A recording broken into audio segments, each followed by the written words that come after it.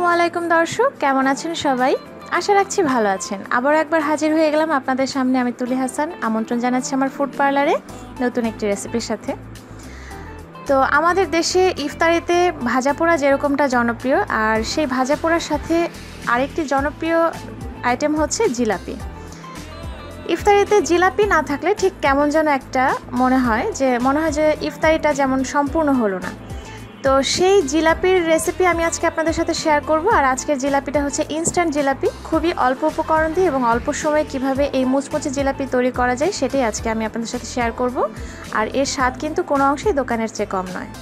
তাহলে চলুন দর্শক, দেখে নেওয়া যাক এই মুচমুচে গরম গরম এবং রসালো এই জিলাপির রেসিপিটা।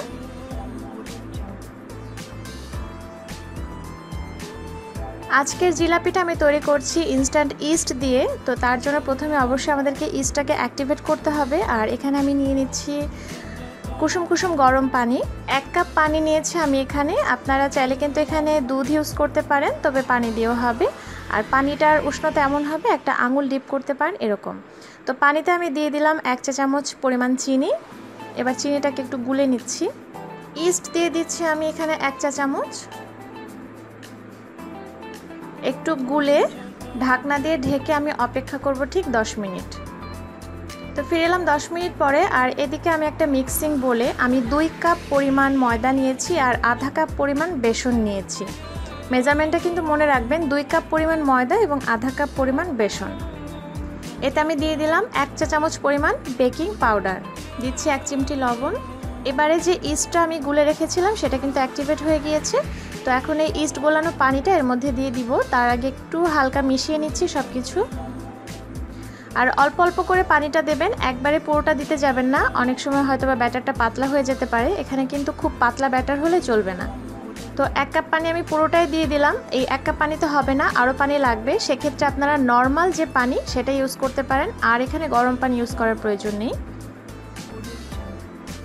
অল্প অল্প করে পানি অ্যাড করে তারপর আপনারা একটা ঘন ব্যাটার তৈরি করে নেবেন। ব্যাটারটা রেডি হয়ে গিয়েছে। আর খুব স্মুথভাবে তৈরি করতে হবে, এতে কোনো প্রকার লাম্পস থাকা চলবে না। আর ব্যাটারের কনসিস্টেন্সিটা একটু এরকম হবে, ছাড়া ছাড়াভাবে পড়লে চলবে না, আবার একেবারে পানির মতো পাতলা হলেও চলবে না। নিশ্চয়ই আপনারা দেখে বুঝতে পারছেন যে কনসিস্টেন্সিটা কেমন হবে। তো এবার শিরা তৈরি করবার পালা।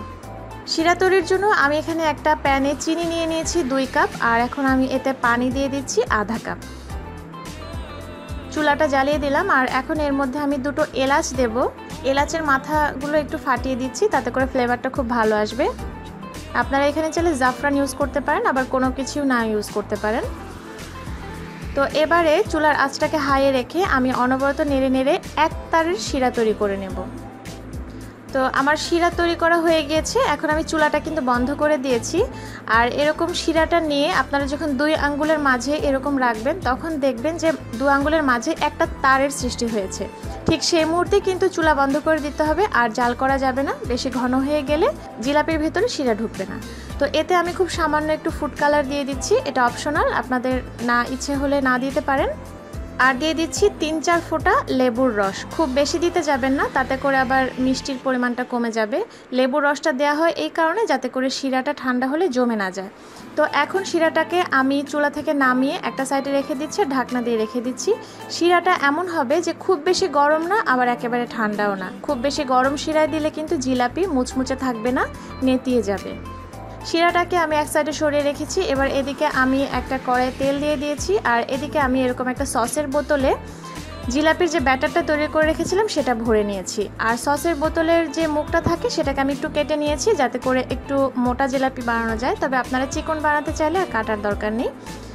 এই যে এরকম বোতলও পাওয়া যায়, আপনারা চাইলে এটার মধ্যেও এরকম বোতলও ভরে নিতে পারেন।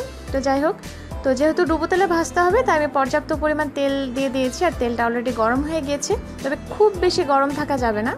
তো চুলার আঁচটাকে মিডিয়ামে রেখে এখন আমি ব্যাটারটা দেব জিলাপির শেপে। চেষ্টা করছি, আমি তো আর প্রফেশনাল জিলাপি মেকার না, তো চেষ্টা করছি যতটুকুন যেরকম পারি সেরকমভাবে দিতে। একটু ঘুরে ঘুরে পেঁচিয়ে পেঁচিয়ে দিতে হবে।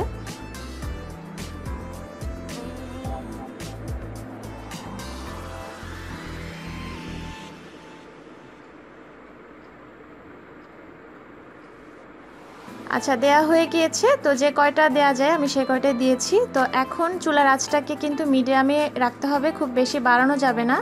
চুলার আঁচটা মিডিয়ামে রেখেই জিলাপিগুলোকে এখন ভেজে নিতে হবে। আর জিলাপিটা দেওয়ার সাথে সাথেই একটু উল্টে দিতে হবে।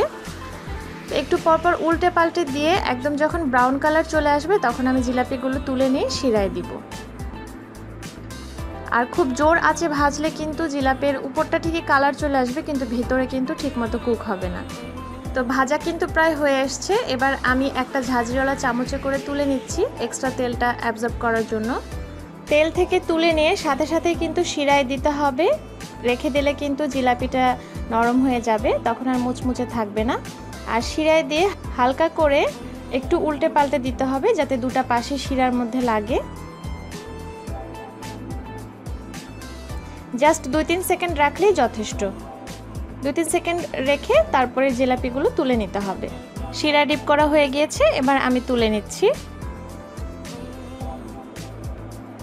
হয়ে গেছে। আর সেম প্রসেসে আমি বাকি জিলাপিগুলো ভেজে শিরায় ডিপ করে নিচ্ছি।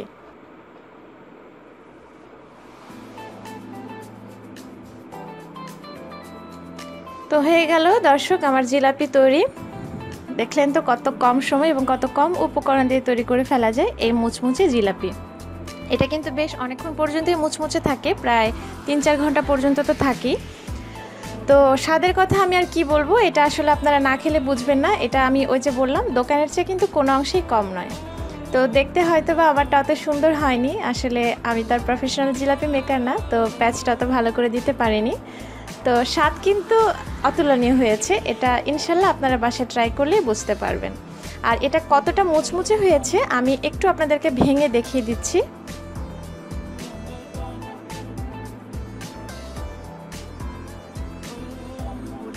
এই যে দেখুন, এটার বাইরেটা যেরকম ক্রাঞ্চি হয়েছে ভেতরে কিন্তু সেরকমই জুসি হয়েছে, দেখে নিশ্চয়ই বুঝতে পারছেন। তো আশা রাখছি আপনাদের কাছে আমার এই রেসিপিটি ভালো লেগেছে এবং ইনশাল্লাহ আপনারাও বাসায় ট্রাই করবেন আর আমাকে কিন্তু জানাবেন কেমন হলো। তো ভালো লেগে থাকলে লাইক কমেন্ট শেয়ার আশা করছি। আর সেই সাথে আমার পরের ভিডিও দেখার জন্য আপনাদেরকে আমন্ত্রণ রইল। সে পর্যন্ত সবাই ভালো থাকবেন, সুস্থ থাকবেন আর আমার জন্য দোয়া করবেন। আজকের মতো এখানেই বিদায় নিচ্ছি। আল্লাহ হাফেজ।